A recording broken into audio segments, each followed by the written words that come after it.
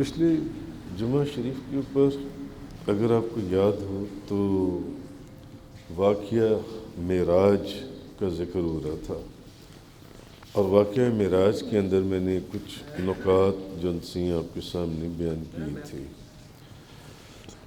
For example, ایک تو بات میں نے یہ عرض کی تھی کہ اللہ تعالیٰ نے ہمیں یہ چیز بتائی کہ یہ جو معراج کا واقعہ ہے، اس کو بیان کرنے سے پہلے، اس کو سنانے سے پہلے، اس کو سننے سے پہلے، اس کو لکھنے سے پہلے، اس کو لکھانے سے پہلے سبحان اللہ کہہ دیا جائے، کیونکہ خالق کائنات نے اس واقعے کو بیان کرنے سے پہلے خود سبحان اللہ کہا ہے، خود سبحان اللہ کہا ہے خالق کائنات نے۔ دوسری چیز آپ دیکھیں کہ یہ ایک سفر کا ذکر ہے نبی کریم صلی اللہ علیہ وسلم کا۔ ہم لوگ اپنی بائیوگرافی لکھتے ہیں، آٹو بائیوگرافی لکھتے ہیں، سیرت کی کتابیں لکھی جاتی ہیں۔ اب سفر نامہ جون سے سفر اگر آپ غور کریں تو اگر باپ سفر کرے تو سفر نامہ اس کے ساتھ سفر کرنے والا اس کا بیٹا بیان کرتا ہے، اور اگر استاد سفر کرے تو سفر نامہ اس کے ساتھ سفر کرنے والا اس کا شاگرد بیان کرتا ہے، اور اگر پیر و مرشد سفر کرے تو سفر نامہ اس کے ساتھ سفر کرنے والا اس کا مرید صادق لکھتا ہے۔ بے شمار اولیاء اللہ کے سفر نامے لکھے گئے، بے شمار کتابیں بھری پڑی ہیں روحانیت کی۔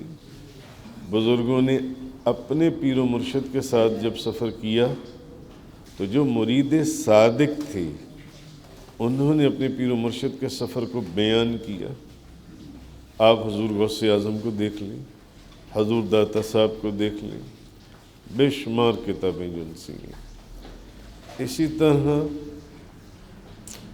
سفر نامہ اگر بادشاہ کرے سفر تو سفر نامہ اس کے ساتھ سفر کرنے والا اس کا وزیر بیان کرتا ہے، اور سفر اگر وزیر اعظم کرے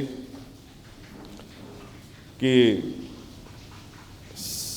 وزیر اعظم صاحب جو سے ہیں وہ سفر پر گئیں تو سفر نامہ اس کے ساتھ سفر کرنے والا اخبار نویس لکھتا ہے، فلاں اخبار نے یہ لکھا، فلاں اخبار نے یہ لکھا، فلاں اخبار نے یہ لکھا۔ مگر یہ کیسا سفر نامہ ہے؟ یہ کس محبوب کا سفر نامہ ہے؟ جس کا سفر نامہ جو ہے وہ بیان کرنے والا خود خالق کائنات اللہ رب العزت کی ذات ہے۔ آہا، یہ کس محبوب کا سفر نامہ ہے؟ اور کسی عام کتاب کے اندر، کسی اخبار کے اندر نہیں، جس کے دوسری صورت کے شروع کے اندر ہی فرما دیا گیا ذالک الکتاب لا ریب فیہ، یہ وہ کتاب ہے جس میں کسی قسم کے شک اور شبے کی بات نہیں ہے۔ اس کتاب کے اندر اللہ تبارک و تعالیٰ سفر نامہ بیان کرتا ہے، اس کتاب کے اندر۔ اچھا، وزیر اعظم، میں نے ایک بات کہی، وزیر اعظم سفر کرے تو سفر نامہ اس کے ساتھ سفر کرنے والا اخبار نویس بیان کرتا ہے۔ یہ ایک نظام ہے جو میں نے آپ کو ایک مثالیں دی ہیں۔ اچھا، وزیر اعظم صاحب کل چین کے دورے پر گئے، پرسوں امریکہ کے دورے پر گئے، اس سے پہلے افریقہ کے دورے پر گئے، مگر سفر نامہ کہاں لکھا جاتا ہے؟ اخباروں کے اندر جون سا، اور آپ نے اس سفر نامے کو اٹھایا صبح اخبار آیا وزیر اعظم صاحب صبح گئے تھے فلانی جگہ کے اوپر، آپ نے پڑھا اور اس کے بعد پڑھنے کے بعد آپ نے اس کو رکھ دیا، کیا کبھی دوبارہ آپ زندگی میں اس سفر نامے کو، اس اخبار کو نکلوا کر وہ سفر نامہ پڑھتے ہیں؟ جی آپ کیا کرتے ہیں؟ اس اخبار کو ردی کی ٹوکری میں، فاروق صاحب فرما رہے ہیں ردی کی ٹوکری میں آپ پھینک دیتے ہیں اس اخبار کو، جو ان سے ردی کی ٹوکری میں۔ ردی کی ٹوکری جب اکٹھی ہو جاتی ہے تو پھر اس کو کون لے جاتا ہے؟ کباڑیا لے جاتا ہے، کباڑ خانے والا۔ فاروق صاحب نے کتنے صحیح ایکوریٹ جواب دے رہی ہیں کہ کباڑ خانے والا اس ردی کی ٹوکری کو لے جاتا ہے، وہ وہاں پر جا کر اس کی بولی لگواتا ہے، وہاں پر بک جاتا ہے۔ ریڈیو والے اس اخبار کو اٹھا کر لے جاتے ہیں جس کے اندر وزیر اعظم کا سفر نامہ چھپا تھا، وزیر اعظم صاحب کا، اور وہ جا کر اس کو ریڈیو والے لے جاتے ہیں تو کوئی جو ان سے آلو چنے اور کوئی پکوڑے، اور وہ وہاں پر اس کاغذوں کے اوپر وہ جو جس کے اوپر وہ سفر نامہ چھپا ہوا ہے، وہ آلو چنے اور پکوڑے بیچنے والے وہ اس کے اوپر پکوڑے وغیرہ ڈال کر لوگوں کو دیتے ہیں۔ لوگ کھانے کے بعد اس کاغذ کو کیا کرتے ہیں جس پر اس وزیر اعظم کا سفر نامہ چھپا ہوتا ہے؟ بتائیے، اس کاغذ کو ہاتھ صاف کر کے سڑک کے اوپر پھینک دیتے ہیں، سڑک کے اوپر لوگ اس کے اوپر پاؤں دے کر گزر جاتے ہیں۔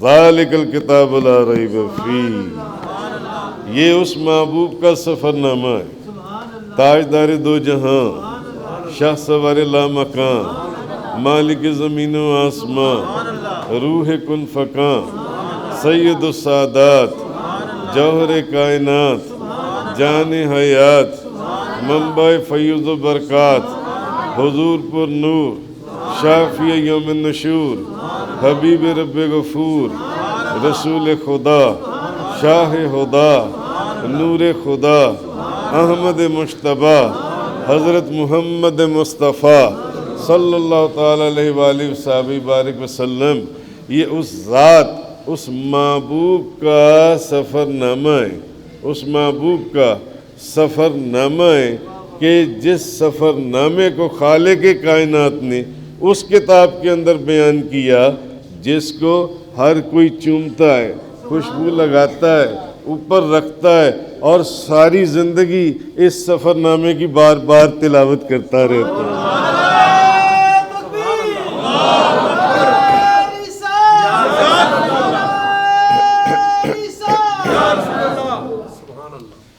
بھئی کسی کے آپ دیکھیں نبی کریم صلی اللہ علیہ وسلم تخلیق میں سب سے پہلے، ایسا ہی ہے، تخلیق میں سب سے پہلے حضور آئے۔ حضرت جابر نے پوچھا یا رسول اللہ، اللہ نے ہر چیز سے پہلے کس چیز کو بنایا؟ اللہ نے ہر چیز کو پیدا کرنے سے پہلے کس چیز کو تخلیق کیا؟ حضور نے فرمایا یا جابرو ان اللہ تبارک و تعالی خلق قبل الاشیاء نور نبی کا من نور ہی۔ اے جابر، اللہ نے اس کائنات کی ہر چیز کو تخلیق کرنے سے پہلے تیرے نبی کے نور کو بنایا۔ آہا، تیرے نبی کے نور کو بنایا۔ آہا، نبیوں میں نبی ایسے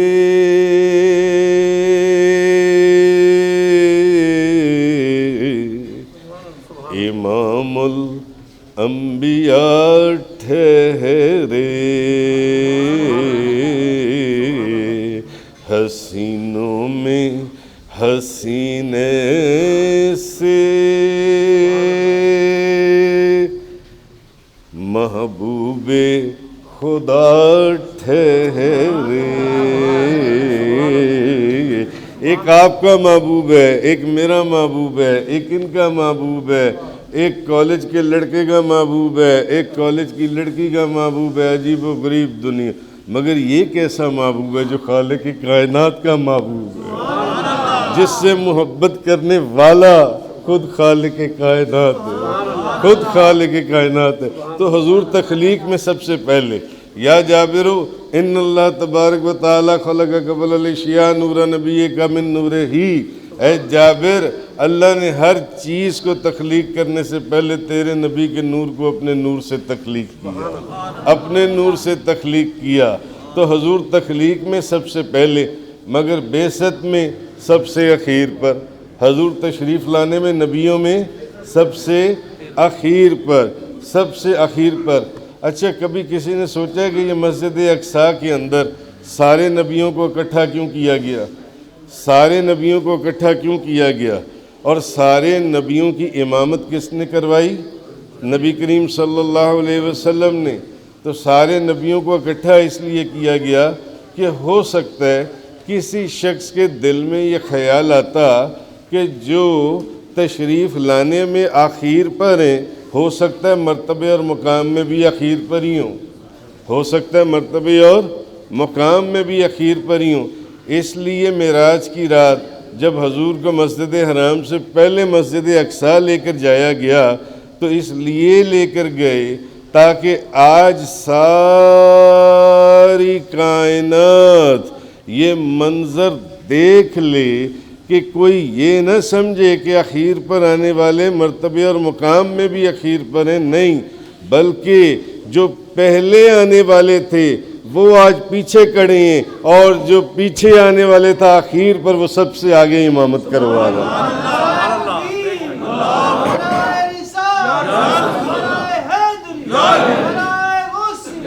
نبیوں میں نبی ایسے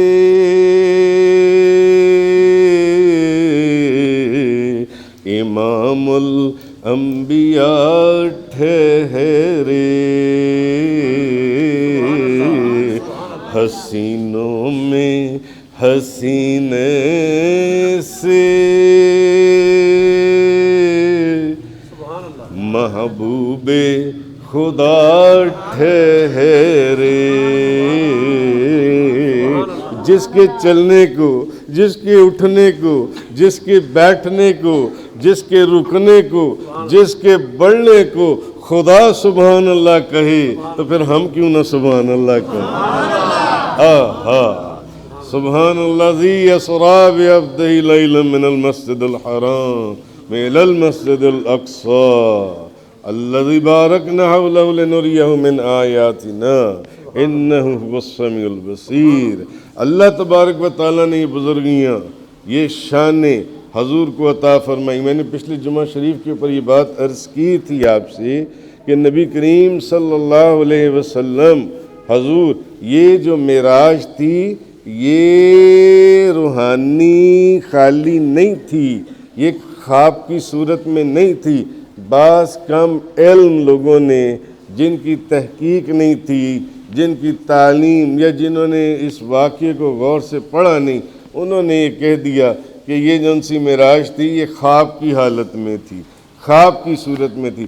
بھئی پہلی بات تو یہ ہے کہ اگر یہ خواب کی صورت میں ہوتی، خواب کی صورت میں، تو پھر اس میں آپ کی کوئی نشانی یا دلیل یا معجزہ ہوتا ہی نہ، اللہ کی طرف سے کوئی دلیل ہوتی ہی نہ، کوئی نشانی یہ واقعہ ہوتا ہی نہ۔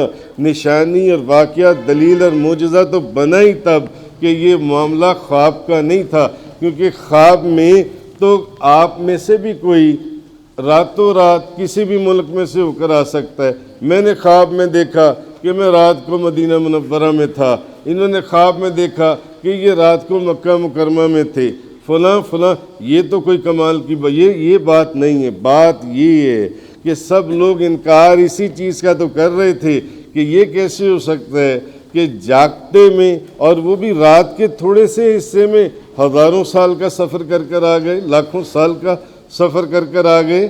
اصل چیز یہ تھی۔ دوسرا، اگر یہ خواب کا معاملہ ہوتا تو حضرت ام ہانی نبی پاک صلی اللہ علیہ وسلم کو یہ نہ فرماتی کہ یا رسول اللہ لوگوں کے سامنے یہ واقعہ بیان نہ کریں ورنہ لوگ انکار کر دیں گے، لوگ مانیں گے ہی نہیں، لوگ نہیں مانیں گے جون سے۔ مگر حضور نے فرمایا میں حق اور سچ، میں جو مجھے اللہ نے عطا فرمایا میں اس کو بیان کیسے نہ کروں۔ اسی وجہ سے تو ابو جہل حضرت صدیق اکبر کے دروازے پر بھاگا، اس نے کہا آج میں صدیق اکبر کو توڑ دوں گا۔ اس نے کہا صدیق اکبر اب بتاؤ جو بندہ یہ بات کہے کہ میں راتوں رات مسجد حرام سے مسجد اقصی اور مسجد اقصی سے سارے آسمانوں سے اور اوپر سدرۃ المنتہا قاب قوسین و ادنیٰ سے ہو کر آ گیا، کیا ایسا ممکن ہے؟ تو حضرت ابو بکر صدیق نے جو حضور کے اس واقعے کی تصدیق کی، انہوں نے فرمایا ابو جہل تو ابو جہل ہے ہی ہے، مگر یہ اس بات کی تو تصدیق اپنی جگہ ہے، میں تو اس سے بھی کئی گنا زیادہ آگے کی تصدیق کرتا ہوں کہ حضور جو فرما دیں وہ بالکل عین حق ہے، وہ عین حق ہے۔ حضور کو یہ سارا سفر حاصل ہوا ہے جون سے۔ تو اصل چیز تو یہ تھی کہ حضور یہ واقعہ اگر خواب کا ہوتا تو پھر تو کوئی اس کے اوپر اعتراض ہی نہ کرتا۔ کفار نے شور کیوں مچایا، ابو جہل نے دوڑ کیوں لگائی اور ان لوگوں نے انکار کیوں کیا؟ یہ بات تو یہ اگر حضور فرماتے ہیں کہ میں نے خواب کے اندر راتوں رات مسجد اقصی میں گیا، خواب کے اندر میں نے دیکھا میں پہلے آسمان دوسرے آسمان کے اوپر پھیر رہا ہوں، کسی نے انکار کرنا ہی نہیں تھا۔ شور تو مچا ہی اس چیز کا تھا کہ حضور نے فرمایا تھا کہ میں اپنے جسم اقدس کے ساتھ گیا ہوں، میں اپنے جسم اقدس کے ساتھ گیا ہوں۔ جو لوگ جو کہتے ہیں کہ جی معاذ اللہ استغفر اللہ، حضور بھی ہماری طرح بشر ہیں، حضور بھی ہماری طرح بشر ہیں، حضور آپ ہماری مثل بشر ہیں، نبی کریم صلی اللہ علیہ وسلم جون سے بھئی اسی رات کو دیکھ لیں حضور کے اس سفر کے لیے مسجد حرام تک کیا چیز لائی گئی؟ براق لایا گیا، براق لایا گیا، براق لایا گیا۔ لوگ کہتے ہیں جی یہ عجیب مسئلہ ہے، لوگ یہ تو بظاہر یہ نبی دیکھتی ہے کھاتے بھی ہماری طرح ہیں، پیتے بھی ہماری طرح ہیں اور چیزیں یہ ہمارے مثل بشر ہیں جون سے ہمارے مثل۔ براق لایا گیا حضور کے لیے، براق برق سے بنا ہے، برق کا مطلب ہے بجلی، اور براق کہتے ہیں بجلیوں کا مجموعہ، بجلیوں کا مجموعہ۔ حضور براق کے اوپر تشریف فرما ہوئے اور براق آپ کو لے کے چلا حضور کو اس سفر کے اندر جون سے حضور کو یہ کہنے والے کہ حضور ہمارے مثل بشر ہیں، معاذ اللہ استغفر اللہ، حضور بجلی نہیں، حضور کو اللہ نے بجلیوں کے مجموعے کے اوپر بٹھایا۔ درجنوں حدیثیں آپ لوگوں نے پڑھائی ہیں براق کے اوپر، براق بجلیوں کا مجموعہ ہے، براق بجلیوں کا مجموعہ ہے جون سا ہے۔ بھئی تم اس مسئلے کو حل کر لو، حضور تو بجلیوں کے مجموعے کے اوپر بیٹھ کر تشریف لے گئے جون سے، تم اس مسئلے کو حل کرو، تم ایک چھوٹی سی ننگی تار بجلی کی تار کو پکڑ کے دکھا دو، مسئلہ حل نہیں، تمہارا مسئلہ ختم ہو جائے گا، تمہارا مسئلہ ہی ختم ہو جائے گا، مسئلہ حل نہیں ہوگا، مسئلہ ختم ہو جائے گا۔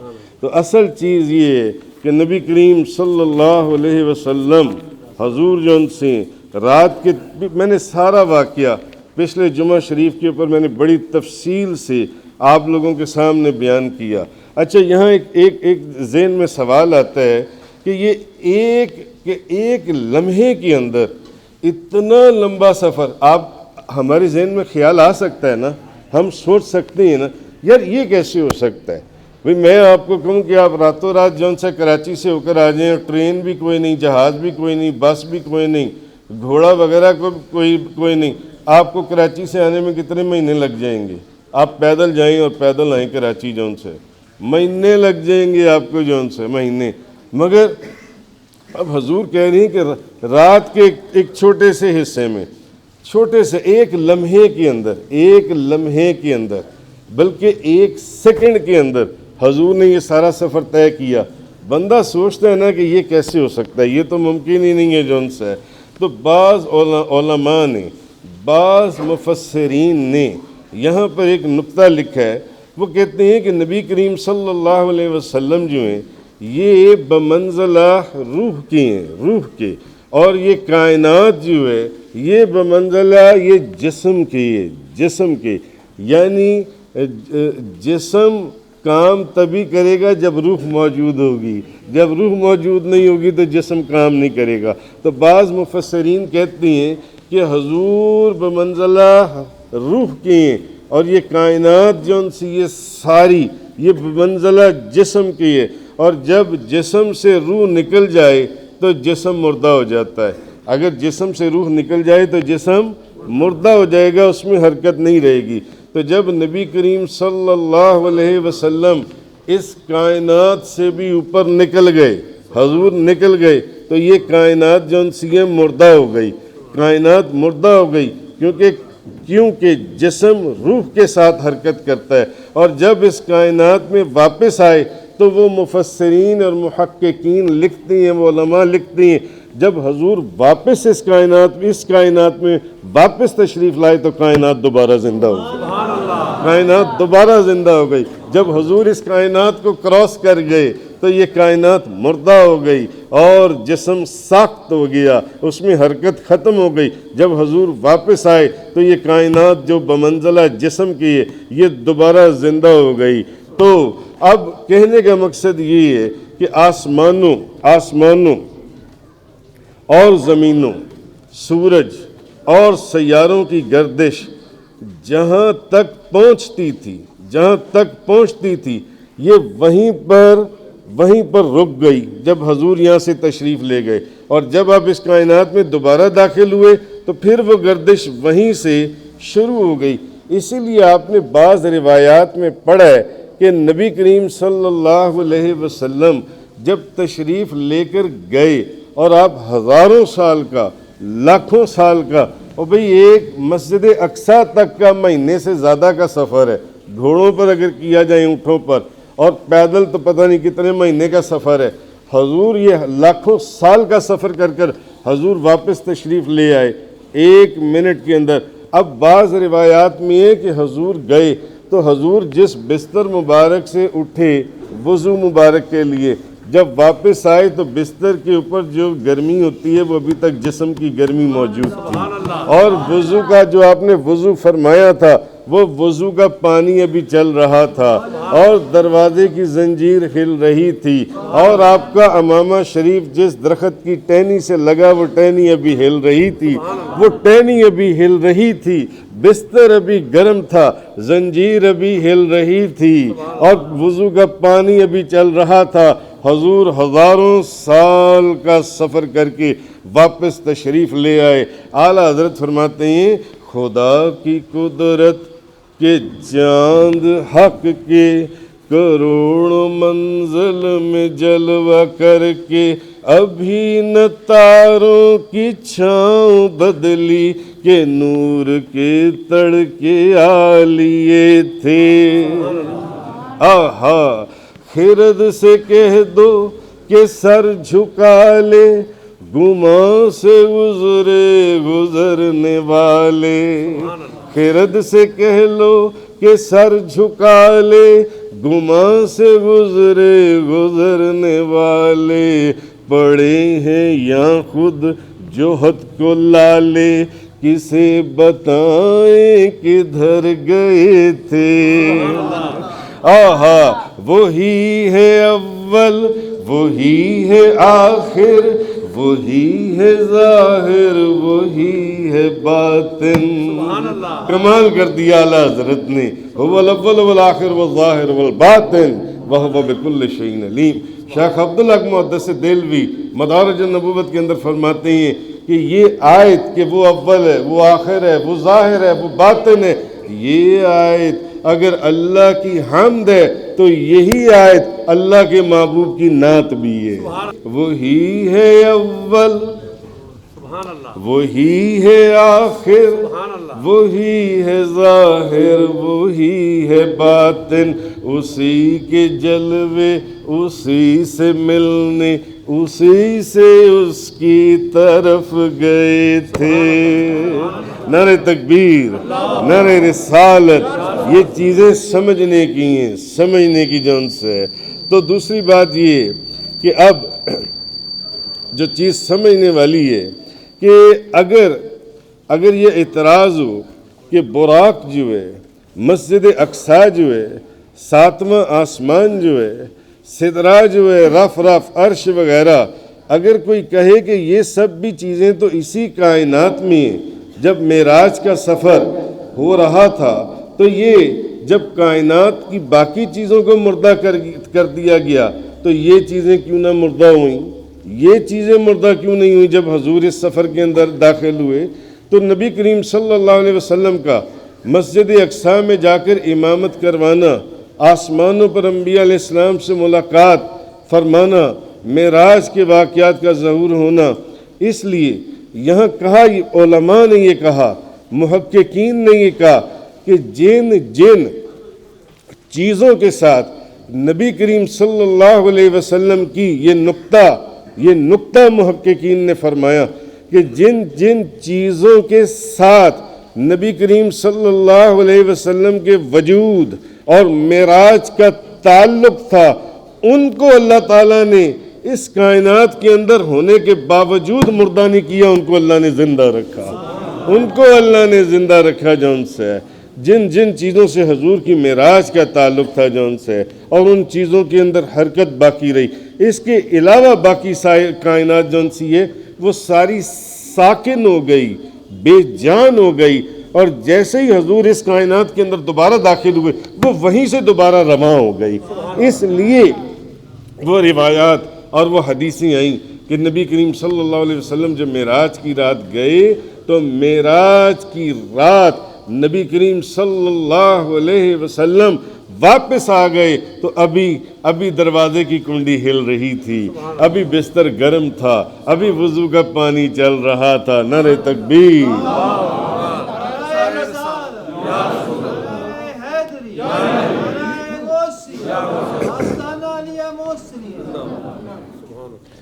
سوچنے کی بات صرف یہ، اگر آپ لوگ یہ سمجھیں تو کہ نبی پاک صلی اللہ علیہ وسلم، حضور آپ سرکار، کوئی بندہ کہے کہ جی یہ کیسے ممکن ہے، نہیں عقل مانتی، قرآن سے کوئی اور دلیل دیجیے، قرآن سے کوئی اور دلیل دیجیے۔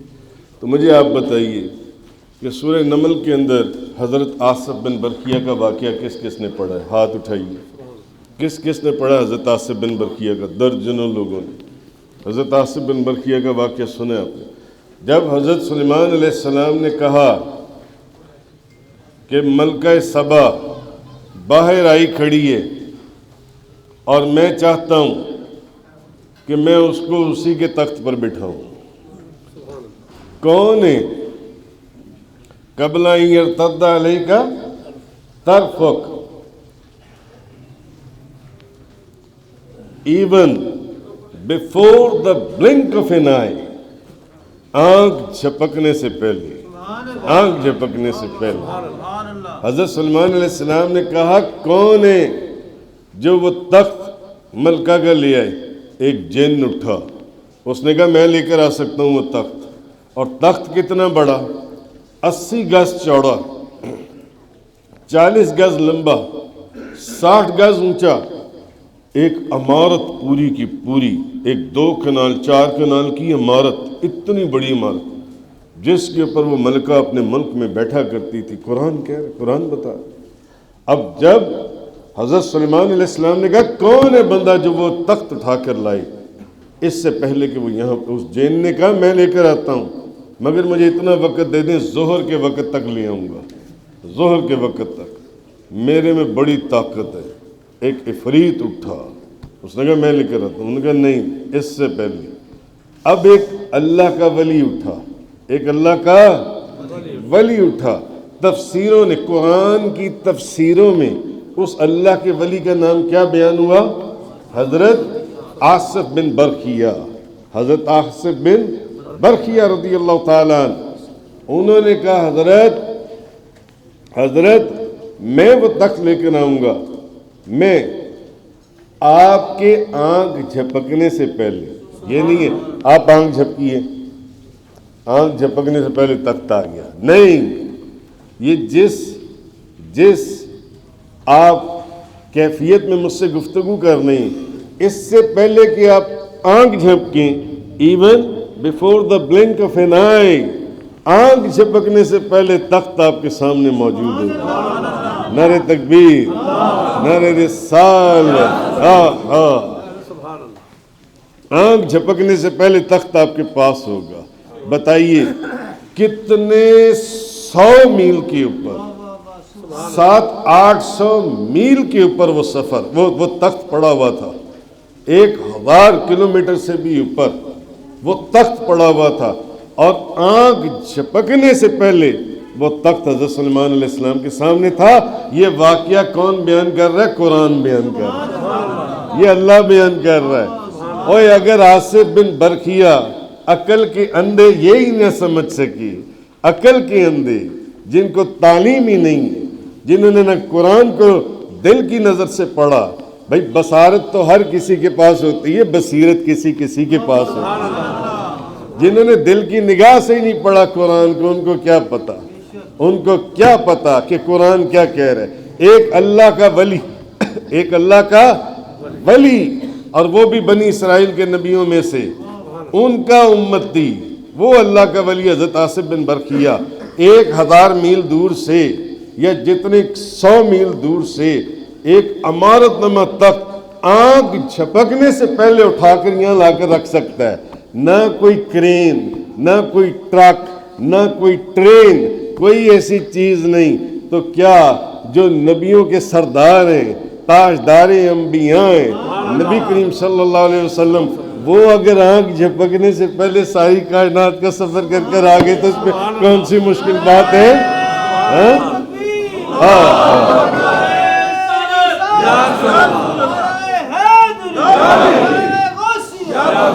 نبیوں میں نبی ایسے